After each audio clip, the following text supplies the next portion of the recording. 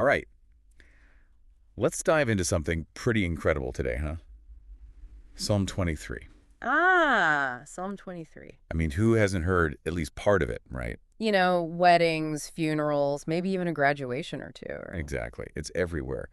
But we're going even deeper than just the surface level. Mm-hmm. We're looking at a devotional interpretation Oh, okay. called Resting in the Shepherd's Care, and it's a leaf. Well, Yeah. it really gets you thinking. Before we jump in, though, introductions are in order, wouldn't you say? Oh, right. Yes, of course. Sorry about that.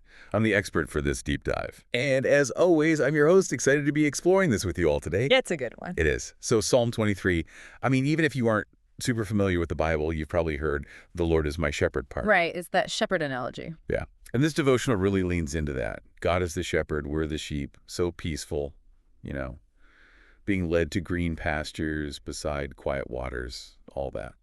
But I gotta ask, doesn't it seem a little, I don't know, passive? Like we're just blindly following. Kind of. I mean, are we supposed to be totally helpless without this divine intervention?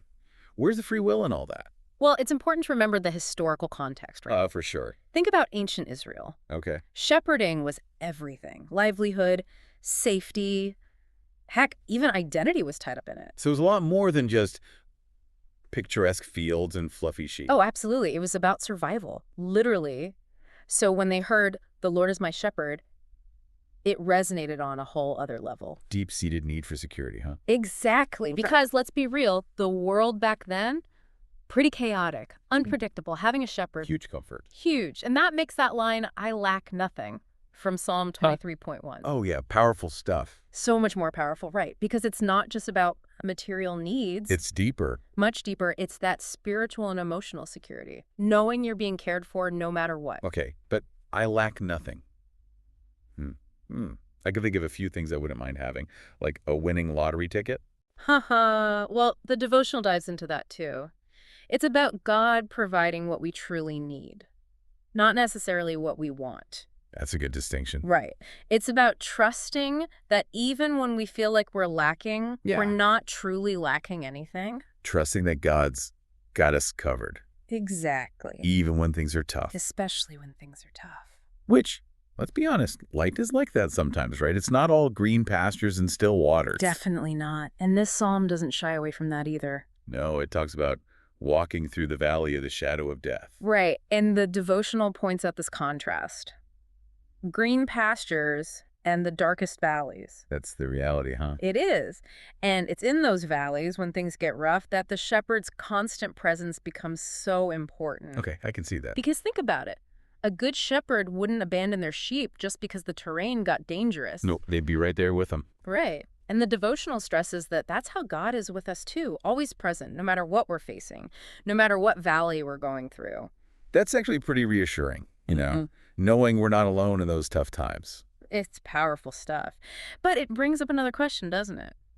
What's that? What are we supposed to do with that comfort? Ah, good point. Are we just supposed to sit back and passively wait for things to get better? Let the shepherd handle everything. Exactly. What about personal responsibility, right? Yeah, is that totally out the window? Well, the devotional emphasizes that it's not about being passive. It's about recognizing that we don't face our challenges alone. So it's not denying the struggle. No, not at all. It's facing it with a different perspective, knowing that even in the midst of the darkness, We've got backup. we've got backup. And that connection to the shepherd empowers us, It gives us the courage and the resilience to keep going. Okay, yeah. I'm starting to see that. It's not about escaping the valleys altogether, but how we walk through them. Exactly. And that brings us to one of the most amazing promises in the whole psalm. Which is, Goodness and mercy shall follow me all the days of my life. wow. Think about that. Goodness and mercy, not just as abstract concepts, but as constant companions. On our journey, no matter what it looks like. No matter what. And the devotional really unpacks those qualities. It talks about them as God's active presence in our lives. Leading us toward growth, even through the tough stuff. Yes. Yeah. Leading us toward healing and restoration. And then, of course, there's the ultimate promise. Which is, Dwelling in God's house forever. It's a reminder that our journey has a destination, a purpose. something beyond the valley. Beyond the valleys, beyond the struggles, beyond everything we face here and now. That's a powerful thought. It really is. So how do we tap into all this? Practically speaking, I mean. Is it just about reading Psalm 23 over and over? Well, reading it definitely helps, but the devotional ends with a call to action. Okay, what kind of action? Reflection and prayer. It's about actively seeking connection with the shepherd. Not just sitting back and waiting Right. It's about surrendering our worries, our fears, our anxieties. and being open to guidance. Exactly. And, the suggested prayer in the devotional, Oh, yeah? it's a great place to start. It focuses on trust, restoration, seeking direction. So it's really about engaging with this idea of God as our shepherd, right? It is. It's not a passive hope. It's an active relationship. This has been incredible. Thanks for walking us through this. Of course. And for all of you listening, we hope this has sparked some deeper thought, about your own journey, your own relationship with it. Well, with whatever you see as your shepherd, right? It's a great question to ponder, isn't it? Absolutely. If God is our shepherd, what does that make us? Lots to think about there. There is. Until next time, folks, keep diving deep. And keep reflecting.